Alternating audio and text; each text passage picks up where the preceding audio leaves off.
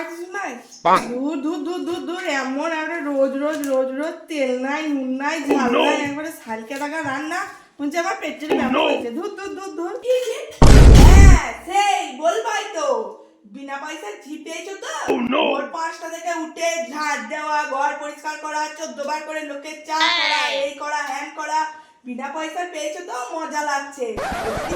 500 টাকা 50 টাকা দিয়ে করতে তখন সব রুচি লাগতো।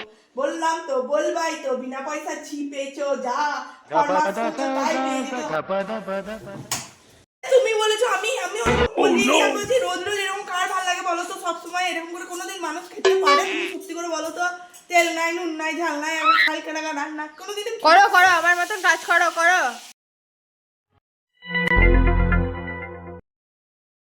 এই যে এই এক আছেন মহারানী, সারাদিন শুধু সকাল থেকে উঠে ফোন ফোন ফোন, খালি মায়ের দিক কুটাকাতে দুটো করবে তারও জো নাই, সারাদিন শুধু ফোন আর ফোন আর ফোন, গিলতে আসা পিন্ডিকোটা বা সারাদিন শুধু phone phone phone phone phone. কিন্তু আমি কি করলাম? চল তুই থাম থাম বাবা, থাম, চুপ কর। দেখ গা, এই পাড়ার সব ছোট ছোট মেয়া, দুধের শিশু, তো হাঁটুর বয়সী মেয়েগুলো কেমন কাজ করছে দেখ গা। কিন্তু আমি কি করলাম গো? ওই যে কথায় আছে না, ডাকপুরে বেহায়া নাহি লাজ নাহি অপমান, সেইরকম হয়েছে তোর অবস্থা।